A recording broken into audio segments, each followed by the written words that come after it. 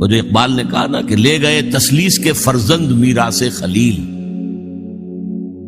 کشت بنیاد کلیسا بن گئی خاک حجاز۔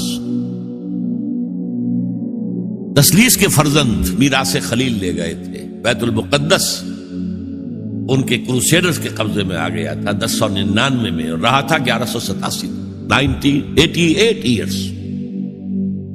لے گئے تسلیس کے فرزند میراث خلیل۔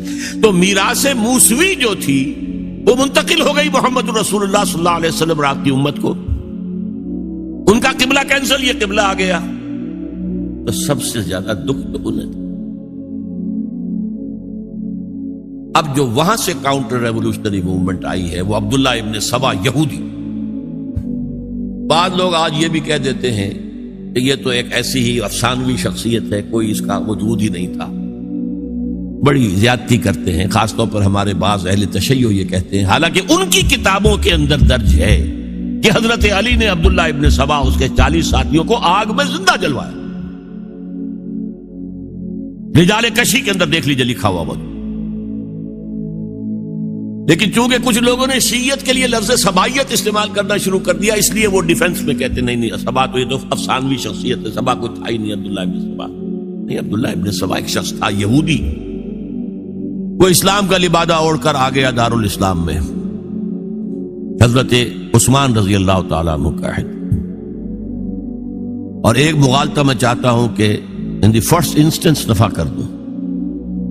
عام طور پر اتنی غلط طریقے سے تاریخ بیان ہوئی ہے کہ حضرت عثمان کے عہد خلافت کو سمجھتے ہیں پورا کا پورا عہد خلافت غالباً فتنوں ہی کے اندر تھا اور اختلافات ہی تھے اور خانہ جنگ۔ معاذ اللہ، ایسا نہیں تھا۔ طویل ترین دور جو ہے دور خلافت حضرت عثمان کا 12 سال، حضرت ابوبکر کے 2.5 سال، حضرت عمر کے 10 سال، دونوں کو جمع کریں گے تو عثمان، اور اس میں 10 سال بالکل اسی شان کے ہیں جو حضرت عمر کے خلافت کے شان، کوئی اختلاف نہیں۔ اور فتوحات کا دائرہ بڑھتا چلا جا رہا ہے، تھمتا نہ تھا کسی سے سیل رواں ہمارا۔ اس کے آخری ایام میں یہ شخص آیا اور اس نے ایک تو یہ کیا کہ پرانی جو قبائلی عصبیت تھی اس کو زندہ کیا۔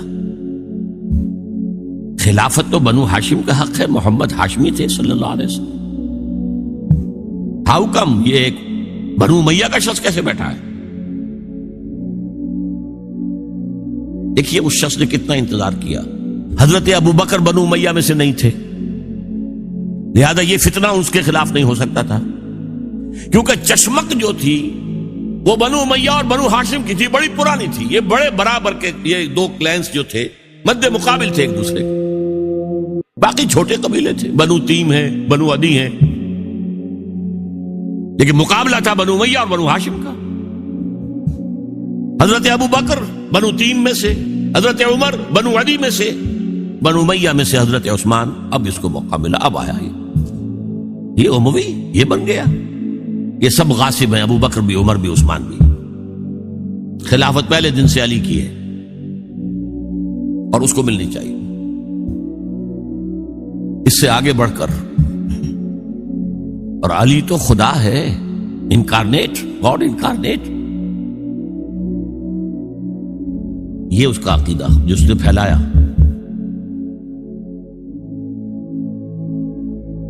یوں سمجھئے ایک شخص نے حضرت عیسیٰ کے دین کو زیرو کر دیا تھا۔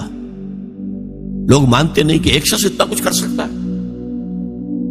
یہودی اور سازشی ذہن، ان کی صلاحیت اور ذہانت۔ ایک شخص تھا پال، حضرت عیسیٰ کو خدا کا بیٹا بنانے والا، وہ توحید ختم، تسلیس آ گئی۔ شریعت کو ختم کرنے والا وہ حضرت عیسیٰ کہہ کر گئے تھے تم پر شریعت موسوی نافذ رہے، اس نے کہا نہیں، ایبروگیٹڈ، لو شریعہ۔ نمبر 3، حضرت عیسیٰ نے کہا تھا تمہیں تبلیغ کرنی ہے صرف یہودیوں تک۔ I have been sent only in search of the lost sheep of the house of Israel.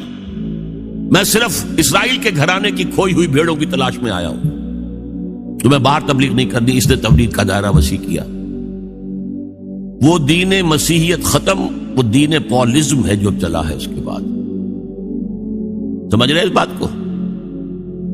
اور یہ ڈاکٹر مائیکل ہارٹ نے بالکل صحیح لکھا ہے کہ کرسچینٹی جب تک حضرت مسیح موجود تھے وہ سوائے ایک یہودیوں کے فرقے کے اس کی کوئی اور حیثیت نہیں تھی،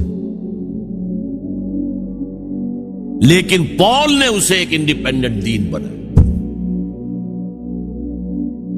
ایک شخص کی کاروائی ہے یہ ساری، اور آج پوری دنیا، پوری عیسائی دنیا اسی پر ہے، تسلیس پر بھی، اور شریعت ختم، اور دعوت جو ہے کرتے پھر رہے ہیں پوری دنیا کے اندر. اسی طرح اس نے کیا، قبائلی عصبیت کو چھیڑا اور حضرت علی کا مبالغہ کیا یہ خدا ہے، اوتار، گاڈ انکارنیٹ. تیسرا کام کیا کیا کہ حضرت عثمان رضی اللہ تعالی عنہ اور ان کے جو عاملین تھے، گورنر کوفے کا ہے، گورنر شام میں دمشق میں ہے، گورنر مصر میں ہے، ان کے خلاف پروپیگنڈا شروع. یہ بیت المال میں خیانت کر رہے ہیں، یہ غبن کر رہے ہیں، یہ اپنے عزیزوں کو جو ہے پال رہے ہیں، ان کو دے رہے ہیں، وہ اقربا پروری کر رہے ہیں، اور یہ کر رہے ہیں، اور ٹیکنیک کیسی عجیب. کوفے میں کوفے کے گورنر کے خلاف بات نہیں کریں گے، دمشق اور مصر کے گورنر کے خلاف بات کریں گے. اب کہاں دنیا کے پاس ذرائع تھے کہ کوئی ویریفائی کرے بھئی یہ بات صحیح ہے کہ نہیں ہے، غلط ہے؟ نہ کوئی ذرائع رسل و رسائل ہیں. اور اگر آپ کوفے میں کھڑے ہو کر عثمان نے یہ کر دیا، عثمان نے یہ کر دیا، عثمان نے یہ کر دیا، یہ کر دیا، اب کون اس کو جو ہے اس کی تحقیق کر سکے گا؟ دمشق میں گئے ہیں تو دمشق کے گورنر کے خلاف کچھ نہیں، عثمان کے خلاف، اور کوفے کے گورنر کے خلاف، اور مصر کے گورنر کے خلاف. مصر میں گئے ہیں تو اس کے خلاف کچھ نہیں، دمشق اور کوفے کے گورنر کے خلاف اور عثمان کے خلاف. اور پھر ہر طرف سے بلوائیوں کو لا کر گھیراؤ کر لیا حضرت عثمان کے گھر کا. یہ تحریک ہے جو بہت زبردست کامیابی سے ہمکنار ہو. یہودی سازش. اب تمام صحابہ کہہ رہے ہیں حضرت عثمان سے کہ آپ ہمیں موقع دیں کہ ہم ان کا سر کچل دیں. آپ فرماتے ہیں نہیں، یہ مجھ پر الزام لگا رہے ہیں نا، میں وضاحت کرتا ہوں. اپنے گھر کی چھت کے اوپر کھڑے ہو کر آپ نے کہا دیکھو یہ میں نے نہیں کیا، یہ میں نے نہیں کیا، میرے یہ احسانات بھول گئے ہو. حضرت علی نے مسجد نبوی میں کھڑے ہو کر جتنے الزامات لگائے تھے ان سب کی طرف سے برات کا معاملہ کیا. جھوٹ کہہ رہے ہو، عثمان پر کوئی غلطی جو ہے، کوئی خیانت ثابت نہیں. لیکن جنگ کی اجازت حضرت عثمان نہیں دے رہے. یہ میرے خون کے پیاسے ہیں نا، جب تک قتل نہیں کر لیتے جرم کہاں ہے؟ جب قتل کر لیں گے تم قصاص دے لینا. لیکن میں کسی کلمہ گو کی جان نہیں لینا چاہتا، صرف اپنی جان کے تحفظ. یہ ہے عزیمت کا پہاڑ. لوگ کہتے ہیں کمزور تھے، جان بچانے کے لیے تو آدمی پتہ نہیں کیا کچھ کر بیٹھتا، اور طاقت ہو تو طاقت کو کیسے استعمال کرے گا. حضرت امیر معاویہ کی طرف سے پیغام پر پیغام آ رہے ہیں کہ آپ ہمیں اجازت دیں میں فوجیں بھیجوں اور ان کا قلع کما کر دیا جائے. حضرت عمرو بن العاص کا پیغام آ رہا ہے مصر سے، آپ ہمیں اجازت دیں. طلحہ، زبیر، علی اجازت مانگ رہے ہیں مدینے کے اندر، آپ اجازت دیں کہ ہم جنگ کریں. نہیں. آخر کار حضرت علی نے دونوں بیٹوں کو، حضرات حسنین، حضرت حسن، حضرت حسین، دروازے پر کھڑا کر دیا. پہرے دار حضرت عثمان کے، حضرت حسن، حضرت حسین، کہ کوئی گھر میں داخل نہ ہونے پائے. پچھواڑے سے آئے ہیں اور شہید کیا ہے. میرے نزدیک تاریخ کی مظلوم ترین شہادت بمانی مقتول فی سبیل اللہ وہ حضرت عثمان ہے. بلکہ میں جرات کر رہا ہوں، ذرا آپ کو معلوم ہے علامہ اقبال سے مجھے کتنا تعلق قلبی ہے. میں نے ان کے ایک شعر میں ترمیم کی ہے،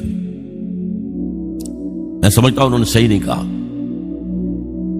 غریب و سادہ اور رنگی ہے داستان حرم، نہایت اس کی حسین، ابتدا ہے اسماعیل. حضرت اسماعیل کو اللہ تعالیٰ کے حکم سے حضرت ابراہیم ذبح کر رہے تھے اور حضرت حسین ذبح کر دیے گئے. تو گویا کہ ابتدا جس کی ہوئی تھی حضرت اسماعیل سے، اس کی انتہا حسین پر ہوئی. میں کہتا ہوں بالکل غلط.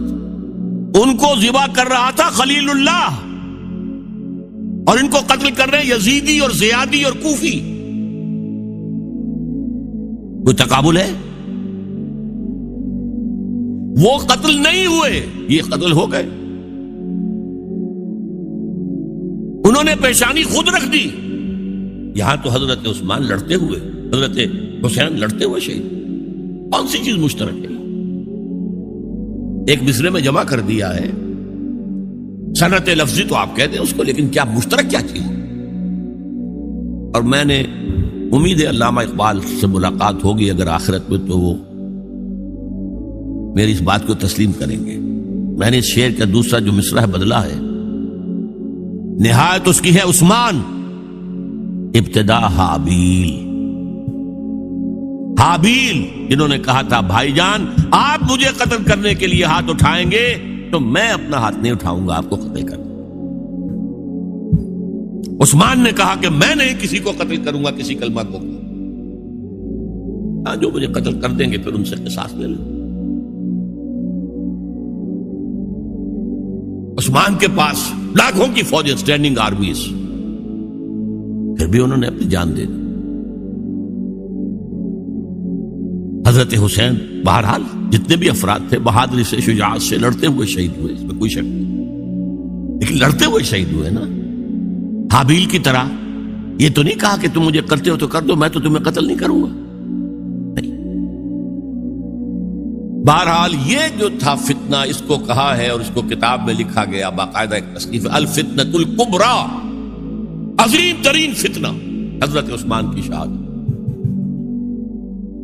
اس وقت عبداللہ ابن سلام رضی اللہ تعالی عنہ ایک یہودی عالم دین تھے جو اسلام لے آئے. انہوں نے کہا تھا لوگوں ڈرو، عثمان کے خون کا نہ بہانا. میں جانتا ہوں تاریخ بنی اسرائیل کی، اگر کبھی کوئی نبی جو ہے اگر شہید کیا گیا تو 70,000 آدمی اس کے بعد مارے گئے اللہ تعالی کی طرف سے. اور نبی کا اگر کوئی خلیفہ قتل کیا گیا تو 35,000 آدمی مارا گیا. تو اگر تم نے عثمان کو قتل کر دیا تو یہ خون کے دریا جو ہیں پھر آ جائیں گے امت کے اندر. باز آ جاؤ، خدا کے لیے باز آ جاؤ. لیکن نہیں. بہرحال حضرت علی رضی اللہ تعالی عنہ نے بلایا عبداللہ ابن سبا کو اپنے ہاں.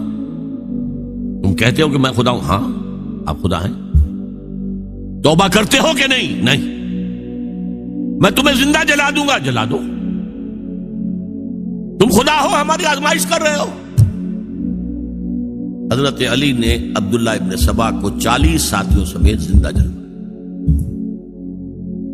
اور یہ سارا کچھ معاملہ جو ہے یہ میں نے آپ کو بتایا اہل تشیع کی کتابوں میں موجود. بہرحال یہ فتنۃ الکبریٰ ہے جس کا نتیجہ کیا نکلا ہے آپ اچھی طرح سمجھیے. وہ شہادت علی الناس کا جو سیلاب جا رہا تھا، جس کی شان کیا تھی؟ علامہ اقبال کے الفاظ میں تھمتا نہ تھا کسی سے سیل رواں ہمارا. یہ جو سیل تھا وہ روکنے والا تھا. 2 سپر پاورز تھیں اس وقت، ایران، روم. ایران کے چیتڑے ٹوٹ گئے، روم کی 2 ٹانگیں ٹوٹ گئی. اب کون روکنے والا تھا؟ یہ انٹرنل سیبوٹاج.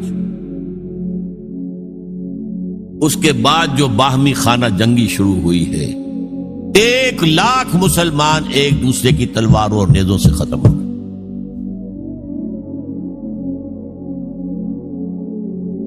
عبداللہ ابن سلام نے کہا تھا 70,000، یہاں 1 لاکھ ہو. حضور کے صحابہ کا درجہ بہت بلند. آپ نے فرمایا علماء امتی کا انبیاء بنی اسرائیل، میری امت کے علماء بھی بنی اسرائیل کے انبیاء کے ہم مرتبہ ہیں. تو خلیفہ راشد حضرت عثمان کا رتبہ کیا؟ جنگ جمل میں 10,000 ایک رات میں شہید. عشرہ مبشرہ میں سے 2 شہید کر دیے گئے، طلحہ زبیر دونوں. جنگ صفین میں 74,000 آدمی ختم ہوئے. جنگ نہروان میں 4,000 آدمی، 1 لاکھ کے قریب انسان ختم. وہ جس کو کہتے ہیں ڈرائیور لوگ، موشن ٹوٹ گیا. کہ اگر ٹرک جو ہے چڑھ رہا ہے اونچائی کے اوپر تو وہ بہت ڈرتے ہیں کہیں گاڑی روک نہیں نہ پڑ جائے، اس لیے کہ ایک دفعہ موشن ٹوٹ جائے گا تو پھر چڑھائی کے اوپر چڑھنا جو ہے مشکل ہو جائے گا۔ وہ موشن ٹوٹ گیا، اس کے بعد سے پھر وہ اسلام کی پیش قدمی ختم ہو گئی۔ ہاں مسلم ملوکیت اس کا دور جاری رہا، یہ ملوکیت تھی بعد میں جو چلی ہے، وہ شہادت علی الناس والی خلافت راشدہ